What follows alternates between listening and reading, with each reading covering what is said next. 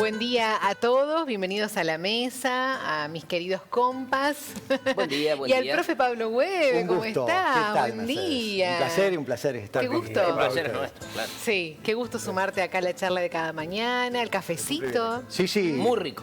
Muy Sí, rico. sí, excelente, excelente. Bien, Sí. bueno.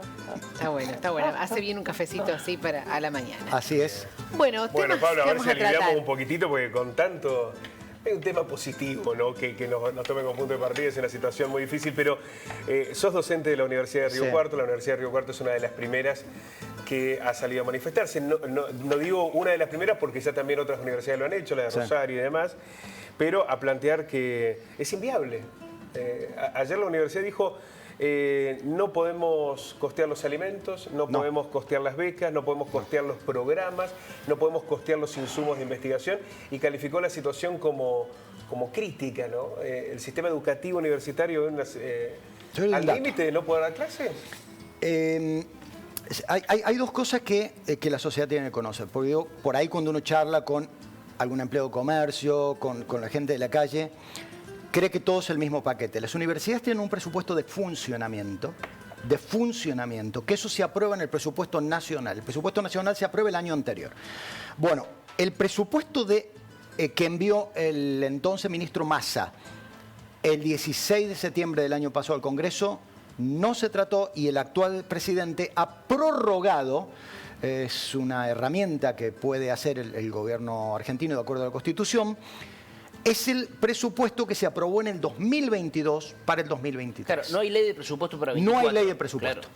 Lo que significa que con una inflación anualizada del 235%, tenemos la perspectiva que se aprobó en 2022, que ya en 2023, en octubre, no alcanzaba para los gastos de funcionamiento, y hoy no llegamos a abril.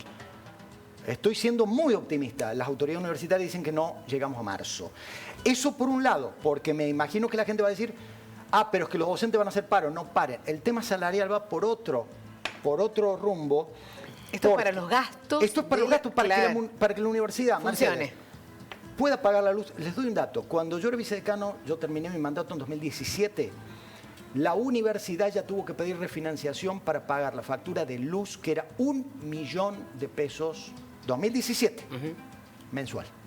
¿Se imaginan ustedes, con todos los ajustes que ha habido, con todos los aumentos que ha habido, con el aumento del gas, porque hay muy pocas aulas que tienen calefacción? Y va a aumentar. Y va a volver a aumentar.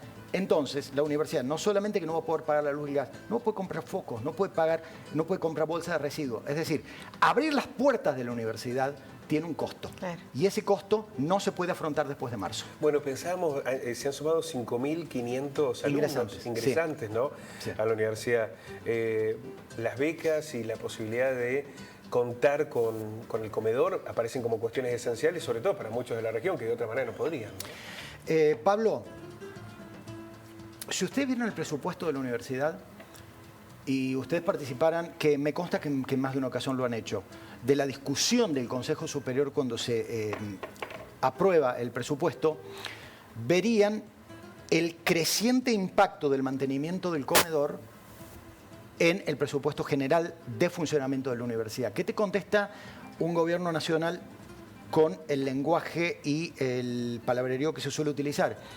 Dejen de hacer demagogia y cobren la comida como se tiene que cobrar. Bueno, yo pregunto, ¿qué estudiante que hoy tiene que pasar 7, 8 horas en la universidad, con lo cual estamos hablando que es un estudiante que no puede trabajar, porque si tiene que estar 7, 8 horas en la universidad, es un estudiante que no puede trabajar, y que o tiene dinero por sus padres, o tiene dinero por su cuenta, o hace algo para mantenerse, tenga que pagar además un menú arriba de 2.000 o 3.000 pesos. Estamos hablando de 4 días a la semana como máximo, pongámosle. Siempre se caracterizó por ser el menú de universitario excelente y muy económico. Y muy equilibrado en cuanto a calorías, etcétera. Entonces, hoy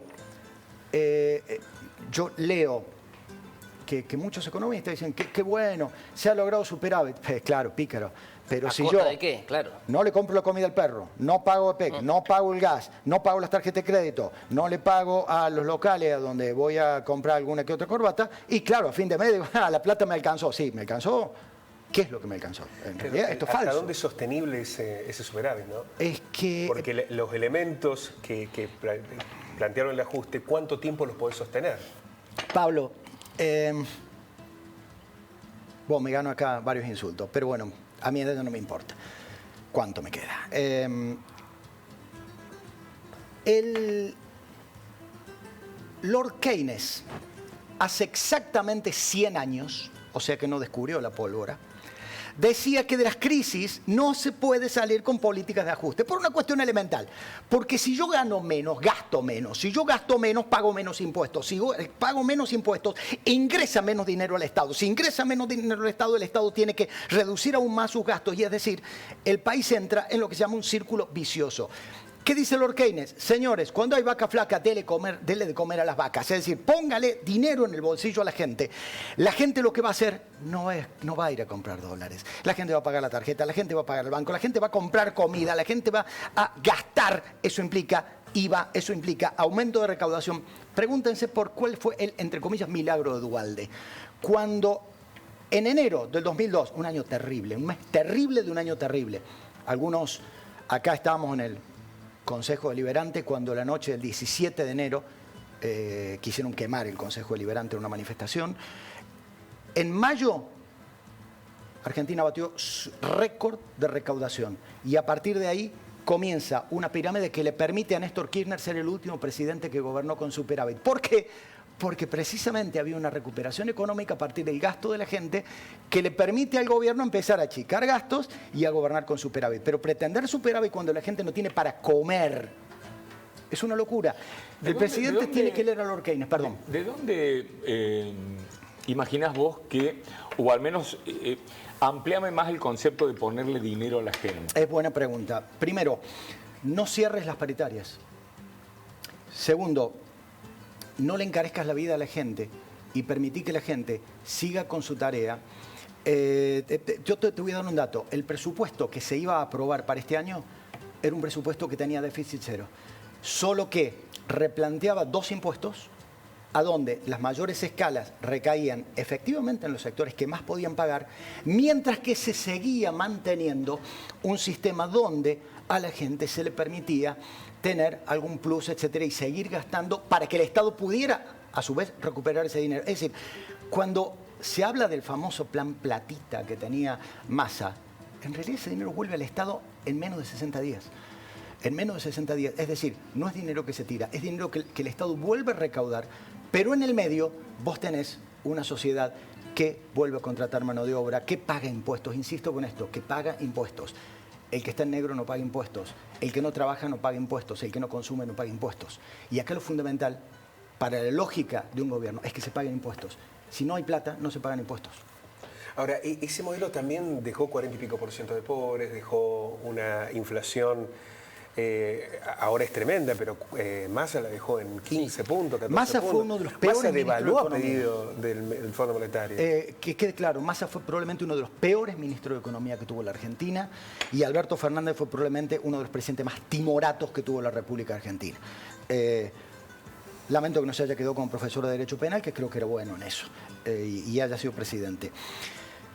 Creo, insisto, que la Argentina se perdió una enorme oportunidad. Creo también que la pandemia perjudicó a la economía del mundo y obviamente a la economía argentina, pero luego hubo posibilidades de tomar decisiones y no se tomaron. Voy a estar de acuerdo contigo, pero además voy a corroborar algo que vos nos has dicho y que sé que estás rondando en esa idea.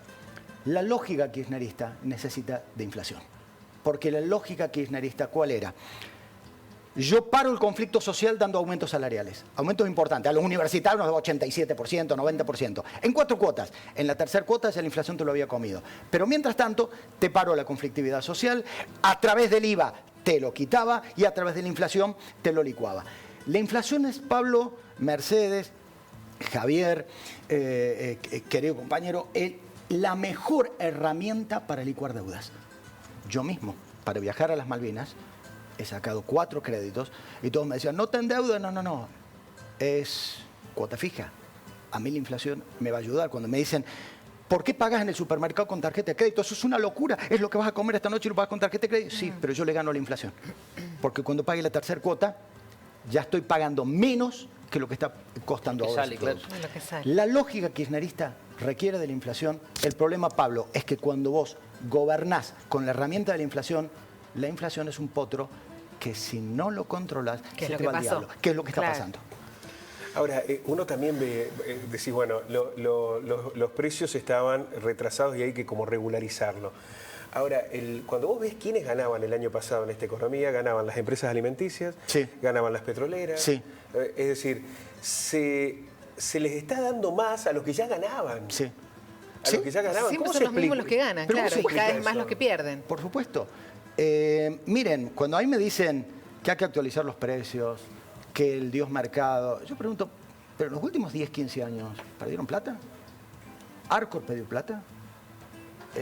¿Papelera del Plata perdió plata? Todas digo, empresas concentradas que manejan todo.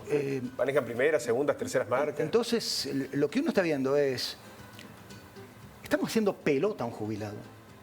Porque hoy un jubilado que va a cobrar la semana que viene, entre esta semana y la que viene, perdón, señor televidente, va a cobrar porcentualmente menos que en 2001. Estoy hablando de porcentajes en cuanto a capacidad de compra. Si yo no hubiera tenido mis 2 hermanos, y sé que vos has tenido una situación parecida, que tenían posibilidad de mandarme dinero y afrontar los gastos de enfermedad de mi mamá, y si no hubiera habido un PAMI que nos pagaba los medicamentos, mi mamá se hubiera muerto 4 años antes. Entonces, ¿a qué se está apuntando? Tenemos superávit con jubilados que no tienen aumento, con un sector público al cual no se le va a dar aumento, con una sociedad que aumenta en su nivel de indigencia. Pero lo peor de todo es que hay un presidente que cree que sigue siendo columnista, que maltrata y destrata a la oposición, a los gobernadores, y que en lo que cree que es un lenguaje cotidiano llamó ratas a los legisladores. Quiero preguntar lo que le pregunté. Ayer estuvo con nosotros charlando José Luis Oberto. Sí. También salió el tema de los jubilados. Y a mí me gustaría tener tu visión sobre la situación de los jubilados, que es eterna, no es nueva. No es nueva. Sí. Entonces, la pregunta es, ¿por qué considerás vos que no hay voluntad política de mejorar, en todos los gobiernos que hemos tenido hasta la fecha, de mejorar la calidad de los jubilados? Excelente tu pregunta. Nunca se contesta una pregunta con otra pregunta, pero les cuento que esto es un problema en el mundo. ¿Por qué? Desde la década del 70, no sé si No, sí, tenemos, tenemos interrumpan, tiempo, por dale. favor. La medicina logra extender la vida, no voy a decir mejorar la calidad de vida porque no me consta que haya sido así. Cuando se extiende la vida, todas las leyes electorales, jubilatorias del mundo, perdón la frialdad con la que voy a hablar, discúlpenme por favor, establecen cuánto la gente va a durar a partir de la jubilación y por lo tanto a partir de ahí te dicen que con 30 años de aporte te alcanza para 2 años y medio, entonces en los 2 años y 7 meses vos ya empezás a ser deficitario, entonces te dicen no, pero la expectativa de edad son 70 años, entonces te jubilás a los 68, cosa que, pero hay algunos que van a durar 73, otros que se van a morir a los 67. Entonces todo esto permite a los estados, estoy hablando de la década, fines del 60, principios del 70, en todo el mundo, hacer leyes jubilatorias que te permitían, por eso te agradezco mucho la pregunta, que con un sistema donde el activo sostenía al pasivo, esto podía funcionar. Pero acá pasaron varias cosas. Primero, la gente empezó a vivir más. Se vive más, claro. Segundo, hay menos nacimientos, en lo que en demografía se llama... hay un término que califica a los europeos, pero también a Uruguay, Argentina, Chile y Cuba, donde la pirámide de población deja de ser pirámide para pasar a ser un rectángulo y en este momento es una cuña invertida. Es decir, son menos los activos, pero los pasivos son cada vez más. Y eso, en este momento, es un problema en Estados Unidos, es un grave problema en Japón, gravísimo problema en Japón. Es un problema en China. En China, dentro de 1 año y medio, va a haber tremendo. 300 millones de jubilados. Sí, tremendo. Todo esto implica, además, ¿qué le digo a mis estudiantes? Lean la ley de presupuesto, no se dejen versear ni siquiera por mí. Y cuando vos ves la ley de presupuesto vas a ver, bueno, ya desapareció, pero Ministerio de Salud y Acción Social, 43%. Vas a decir, pero estamos en la gloria. Mirá lo que hay. No, salud tiene el mínimo. Lo otro es el subsidio que a través del presupuesto nacional estás cubriendo para la gente que aportó 30 años, que se jubiló a los 65, pero que a los 68 ya se había comido los 30 años de aporte, pero que ya tiene 75, 76. Mi mamá murió a los 90. Sí, claro. Mi papá los 92. Perdón. Te saco un ratito de los jubilados, que bueno, es una situación que es muy triste, pero digo, la clase media también. Un sector golpeado de hace rato, Sí. No de este gobierno, del anterior también, Sí. o sea que cada se va vez reduciendo cada se vez va más, reduciendo claro. cada vez más, cada vez la clase media es cada vez más pobre, menos Con un posibilidades. agravante, Mercedes. Porque con las redes sociales, con Internet, nos traen lo más hermoso del mundo a nuestras Lo más viviendas, hermoso. nuestros sueños de poder ir a algún lado, y uno, dicho esto con mucho respeto, no puede tomarse ni un fin de semana en Tancacha. Entonces, a este paso, las ambiciones o pequeños privilegios de la clase media que ya no existen, ya se están reduciendo inclusive a un asado con amigos un fin de semana, que hoy hay que pedir un crédito al Banco Mundial para hacer. Hablando de relaciones internacionales, David Cameron llegó a Malvinas. No me hables de ese tema. No me hables de ese tema porque... bueno, pero hubo un repudio grande del gobernador de Tierra del Fuego. ¿eh? Sí, Sí, persona sí, no sí. grata, pero no lo del gobierno declara. argentino. No del gobierno argentino, y en derecho internacional, me das manija, mal. En derecho internacional, el silencio se paga caro. Porque tarde o temprano, alguien, porque la diplomacia británica es brillante, va a decir, perdón, argentinos, Claro. ¿ustedes qué se quejan de esta situación? Cuando fue el canciller y declaró que el tema estaba saldado con Argentina y ustedes se callaron la boca, ese silencio de ustedes está aceptando como un factum, como un hecho, todo esto que sucedió. Miren, tuve una semana en las islas. Sí. Duele. Duele. Duele cuando a través de esto los veteranos te decían, anda al aeropuerto, busca mi posición, llorá en tal tumba, hacé tal cosa. Y que hay un gobierno que por su admiración por los ingleses o por Thatcher, crea que por no reclamar, los ingleses van a tener el congesto de decir, los argentinos son buenitos, vamos a aceptar. Te digo una sola cosa, que le digo a mis estudiantes, tracen una línea de Londres a la península antártica. Una regla, una simple regla. Del Ecuador para abajo, el Reino Unido tiene todo el Atlántico Sur. Isla Ascensión, Malvinas, San Pedro, mal llamada Georgias, Sandwich del Sur, Isla Santa Elena de África. Y si ustedes entran al Museo de Malvinas, que es escandalosamente insultante, entré y salí, que le dije a mis amigos, yo acá me voy a pelear con alguien, yo los espero afuera.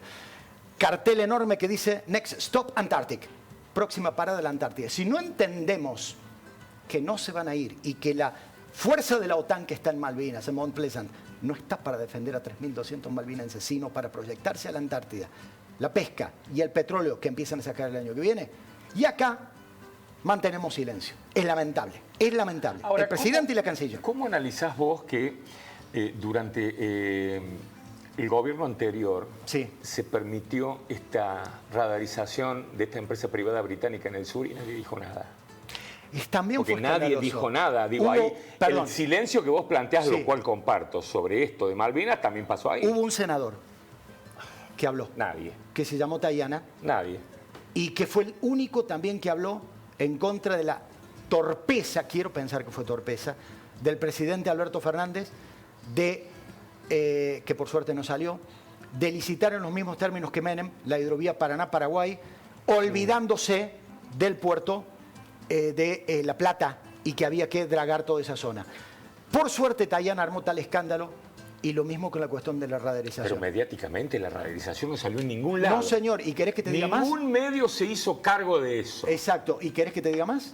Para que te dé más bronca todavía. Mi amigo Juan Rattenbach, nieto del general Rattenbach, y ya juro que corto, No, Estamos sí, bien, interesantísimo. estamos Dale. que en el Sí. Atlántico Sur nosotros tenemos la amenaza de los buques británicos y por lo tanto tenemos que tener puertos de aguas profundas que no tenemos.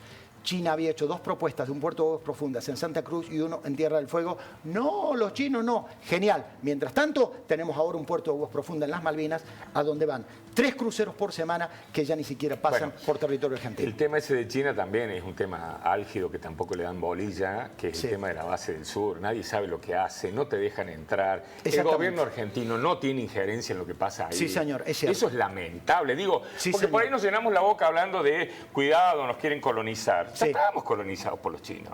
Sí, señor. Yo Entonces digo, ¿Qué hacemos como país con respecto a este tipo de situación? Yo te Porque pregunto. nos quejamos por una cuestión, lo cual comparto esa queja, pero nos hacemos los boludos con lo otro. Yo te pregunto, ¿No? ¿los partidos políticos en las campañas electorales hablan de política exterior? No. En las por eso universidades, digo. cuando algunos locos insistimos a nuestros estudiantes, lean los diarios, preocúpense por lo que pasa con nuestro país, preocúpense por lo que pasa con el mundo, estudiemos relaciones internacionales, entendamos qué pasa con América Latina. Vengo de caminar por América Latina. Les puedo asegurar que la influencia ideológica o de un lado o del otro Sí, es por tremenda, supuesto. es tremenda. Bueno, es la batalla cultural de las dos grandes potencias. Sí, señor. Sí, Absolutamente. señor. Y que acá la estamos perdiendo. Sí, por supuesto. El caso Navalny en Rusia, ¿qué te amerita? De Vladimir Putin no me extraña absolutamente nada. Nada. Que es un asesino y un totalitario no me extraña absolutamente nada. 5 de los últimos opositores están Sí, muertos. señor. Y algunos, te agradezco los datos, yo me había quedado en 4. Uno de ellos envenenado con polonio en Londres. Ujú, exacto. Claro, Y dos a muertes Navalny, dudosas. sí, además, ¿cómo entras con polonio en el Reino Unido? Y además, a Navalny ya lo habían envenenado. Claro. ¿Qué zafó? Absolutamente zafó. Pero Bueno, hoy la lo sacaron la a mujer pasear en de- el Ártico. Salió se la tomó mujer de frío. Navalny ¿no? dijo Claro. que el gobierno de Putin lo había directamente asesinado. Y hubo 100 detenidos ayer por Sí, la gente sí, que fue al velorio. Sí. Hay que tener Una cuidado locura. con manifestarse. Una locura. En Rusia hay una periodista que criticaba, Sí, está presa. y otra que se encontró con un asesino a sueldo Ah, en, mira, qué Ah. casualidad. en un palier. Sí, se ve que iba a robar y Claro. se asustó. Hay cuentas en X, ex Twitter, que parten el alma realmente de los niños muertos en Gaza. Y creo que no sé si se habla mucho de ese tema en términos de la diario, de los grandes medios que al menos uno puede consumir. Porque eso es un genocidio también abrupto el que se da de parte de Israel. Y cómo interpretar todo eso, o hasta qué punto un freno de lo de... también con la relación que Sí. vamos a tener Argentina e Israel en breve, ¿no? O que Bueno. ya tenemos, ¿no? Juro que voy a dar solamente 3 frases porque es un tema que me apasiona, me duele, me llega, pero además en El Salvador di precisamente una conferencia sobre derecho internacional y terrorismo. Primero, soy una persona que defiende absolutamente la legitimidad del Estado de Israel. Segundo, el ataque del 7 de octubre fue un acto terrorista incalificable. Tercero, Hamás es un movimiento terrorista. Hasta acá mis 3 frases.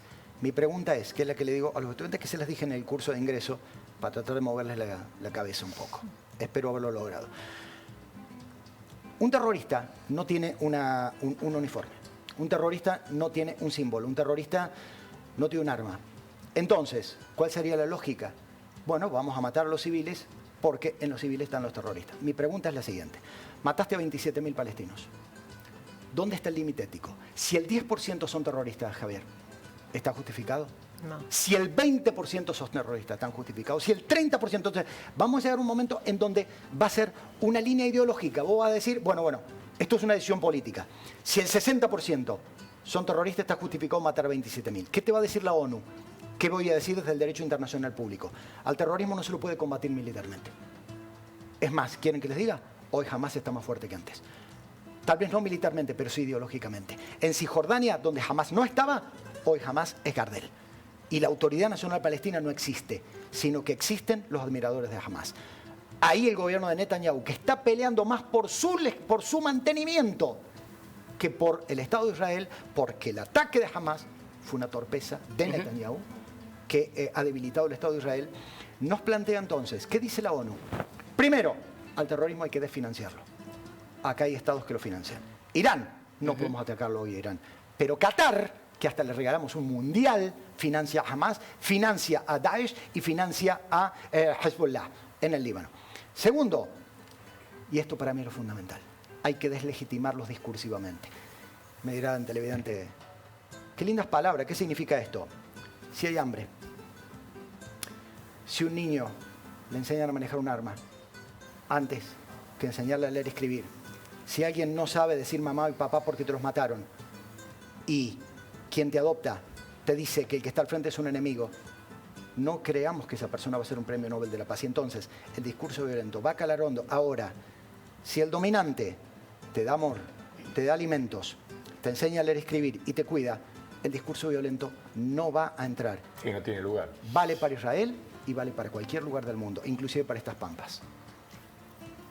Nos habíamos planteado también, Pablo, volviendo al tema local, nacional, qué difícil, ¿no? Construir cualquier idea política de nación con este nivel de virulencia de los discursos. Absolutamente. ¿No? Es muy difícil cuando se te trata de ladrón, cuando se te trata de corrupto, cuando se trata de rata.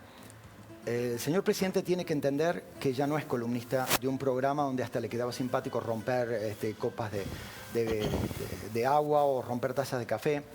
Es el presidente de la República. Y cuando desde la cabeza se maneja un discurso de violencia, yo ayer le decía a los estudiantes, hay un filósofo francés brillante, marxista, que él decía, las palabras nos definen, las palabras nos condicionan, las palabras nos limitan. Si nosotros utilizamos un lenguaje de odio, no pidamos que la sociedad reaccione de una manera contemplativa. Una sociedad a la que se le habla de esta manera es una sociedad que no va a reaccionar de una manera diferente. Mi preocupación, Pablo, tal vez no debería decirlo y no lo voy a decir, es cómo va a llegar a terminar todo esto. Porque si empezamos en un círculo de violencia fomentada desde el Estado, la locura no va a tener límites. Esta idea de que si los políticos no sirven, la institucionalidad no sirve, si el Estado es una organización criminal y demás, la alternativa a esta institucionalidad es el autoritarismo, no hay otro... Vengo del Salvador, con lo que Pablo. implica esa situación, ¿no? Vengo del Salvador. La gente te justifica el voto a Bukele diciendo, yo tenía a mi hermano en el otro barrio y durante 8 años yo no lo podía ver porque la Mara Salvatrucha era enemiga de la Mara 18, entonces si yo iba para allá o me mataba la otra Mara o la Mara venía y mataba a mi hermano, o mi familia se tuvo que ir del país porque venían y te cobraban el 50% y vos no habías recaudado, entonces te decían o te matamos o nos das la plata. Entonces hoy se respira seguridad a un costo tremendo, 90.000 detenidos, 7.000 inocentes que el gobierno reconoció que los detuvieron porque tenían tatuajes. La cuestión es que en la última elección de la cual tuve el honor de ser observador, uno lo que ve es que se está legitimando una dictadura. 85% de votos, pero sobre el 52% de votantes, la oposición no tuvo posibilidad de participar. De 60 diputados que antes eran 84, pero en una reforma se bajaron a 60, 58 son del oficialismo. Entonces, lo que uno está viendo en parte de América Latina es un proceso de fujimorización. Es decir, que a través de la legitimidad electoral estamos asistiendo a gobiernos de fuerza, a gobiernos autocráticos y a gobiernos en los cuales, y esto es muy grave, Pablo, que vos tenés que elegir entre tu derecho a la libertad o la seguridad. Y nos han hecho creer que son derechos antitéticos. Es mentira, no es cierto. Pero cuando perdés la libertad, no te garantizan la seguridad. O en todo caso, vos aplaudís que ahora estás más seguro porque él está preso. El problema es cuando te metan preso a tu hijo. Y entonces, ¿ante quién te quejas? Cuando la institucionalidad se cae, Pablo, no te defiende nadie. Y la institucionalidad es oposición libre y prensa libre. Y el que no entienda eso, está leyendo otro libro. Sí, igualmente, a ver, en algún momento tiene que haber algún acercamiento al Mundial o algún consenso, alguna búsqueda, porque también hay que ver, la institucionalidad no es solo Milei. No, están los es el Congreso. Es el Congreso, está la justicia. Son los intendentes, son los concejales. La justicia es difícil saber qué rol va a ocupar, ¿no? El presidente de la Corte había dicho el año pasado la cuestión de la dolarización, que era inviable legalmente, pero hasta ahora es un lugar donde parecen estar pateando un poquito, ¿no? La pelota tienen mejor cintura que Messi y Maradona juntos. Olfatean si puede haber mal humor de un poder en contra de ellos para que te destituyan, para que les muevan un juicio político, y entonces se acomodan y el discurso va cambiando. ¿En qué país del mundo, con un decreto que viola claramente garantías constitucionales, la Corte te dice en diciembre, bueno, en febrero lo vamos a ver? Pará, hermano, está la Constitución de por medio. Pará con tus vacaciones, pará con tu cálculo político. Estás en la Corte Suprema, ganas varios millones de pesos para garantizar la Constitución, no para acomodarte de acuerdo al calor del planeta que tenés más cerca. Eso lo han dicho siempre, Pablo. Por supuesto que sí. Y ojo, siempre. Desde el 83 solamente tuvimos 2 composiciones de Corte Suprema que fueron absolutamente dignas. La del doctor Raúl Alfonsín y la del primer momento de Néstor Kirchner. El resto se acomodaron y se acomodaron al calor del poder. Claro, siguen su conveniencia. Y se siguen acomodando, pero por supuesto. Y ojo, intelectualmente esta corte no es mala. Eso es lo imperdonable. Sí, hay que ver, a ver, porque hay distintas instancias de la justicia federal que ya se ha planteado, por Sí, ejemplo, con el tema sí, laboral. de prepagas, Sí, con el tema exactamente, laboral. exactamente. Si la Corte va a avanzar sobre cada una de estas puntos. instancias que ya se han expedido anteriormente y no va a plantear la inconstitucionalidad en general del DNU y dejar que esto lo resuelva el Congreso, digamos, que lo resuelva la Es política. que yo creo que eso va a pasar, Pablo. Yo creo que la Corte no va a resolver... Sobre cuestiones generales. No Claro. va a resolver sobre el Sino fondo. sobre lo que ya resolvieron los juzgados. Exactamente. en las Y provincias. al mejor estilo de Tiburón Cerrizuela, va a patear la pelota para afuera. Con mucha fuerza, como hacía el Tiburón Cerrizuela. Y mientras tanto, porque después esto puede llevar tiempo. ¿Cuánto? Sí, pero Imagínate Mercedes, en la Argentina de hoy pensaron esta tarde es largo plazo. Con el tema, Pablo, de la bicameral, que ya ayer se eligieron Sí. los diputados, ya estaban los senadores por el tema del DNU. Lo escuchaba al senador juez diciendo que él creía que no era muy optimista de que pase el DNU. Están las dos Acordate- cámaras que tienen que acordate negarlo, de que si que- lo niega uno, exacto. la 24-122 que... Lo tienen que negar las dos cámaras. Claro, Con que una sola lo apruebe, ya, ya está está. aprobado. Claro, ya ¿Qué va a pasar con eso? Ojalá en Argentina tuviéramos las herramientas como para decir que algo es predecible o previsible. En el Senado está claro que no pasa. Pero en diputados, cuando te quitaron la presidencia de las comisiones al principal partido o a la primer minoría en las comisiones más importantes y le dan la presidencia de Presupuesto y Hacienda a un diputado, al único diputado de un partido político unipersonal, Experto. puede pasar cualquier cosa. Pues es sea, que que ya veía, con respecto a la ley ómnibus, lo decía Antonio María Hernández hace un poquito en una nota, Mi ex profesor. que en el año 98 a.C., una ley llamada Cecilia Didia Sí, del señor. Imperio Romano, Sí, señor. era una ley ómnibus Sí, señor. y el Senado la bajó por eso, porque no podían incluirse tantos artículos dentro de una misma norma. Exactamente. Hace 2000... no sé, 2100 años. 2100 años, ¿no? Y- Y se repiten los mismos, no digo errores o torpezas o lo que sea, ¿no? Y en el siglo IV, también otro emperador romano, está, si van a Roma, en la ciudad vieja, está labrado en piedra. El que violara los controles de precios para controlar la inflación, pena de muerte. Fracasó. Moreno, era. No, el Imperio Romano. tatarabuelo. Pensé que era Guillermo Moreno. Le fracasó al emperador en el siglo IV y va a seguir fracasando. Pablo, muchísimas Bueno, gracias. No, Hemos ustedes, hecho hablar de por favor. todos los temas. Aprovechamos que te diste Evitaste lo de cuenta, San ¿no? Lorenzo, pero casi que lo tirás vos. Pero por digamos. favor, 2-0. Mira, aquí tenemos un eximio periodista deportivo. Es el Ajax del 74. Ayer, porque el presidente de San Lorenzo dijo que él sentía mucho más clásico Boca que Huracán, yo coincido, me parece. Sí, sí, para mí también. Y el presidente de Huracán contestó que el clásico de San Lorenzo, por cercanía barrial, debería ser Riestra y no Huracán. Bueno. Está pegadita la Terminar cancha de con Riestra. una chicana de este tipo Yo no no, tiene no, el yo menor sí. sentido. Rompió No todo quiero- lo que veníamos Tan haciendo bien hasta que ahora. tan bien que había terminado la transmití lo que mesa. dijeron ambos Fue presidentes. muy duro lo de Javier. ¿Puedo ser sincero? Sí, por supuesto. Sos un Milei educado. Por el pelo no. No. Por el pelo. No, yo transmití lo que dijeron cada uno de los presidentes. Pero bueno, en el pero cierre sí. se lo decís. Bueno, Si yo Lo que transmito pasa lo es que que- dice Trump... O sea que creo que lo peor que lo tenía planificado. Sí, Lo más perverso. lo tenía guionado y lo duda. tenía anotado. Pero por supuesto, Sigmund Freud lo diría con toda claridad. Lo tuyo es proyección. puede ser. Gracias. Bueno, No soy para el día. No. Veremos qué pasa ahí el domingo. Gracias, Pablo. A ustedes, por Muchas favor. gracias. ¿Hacemos una pausa? Sí. Dale.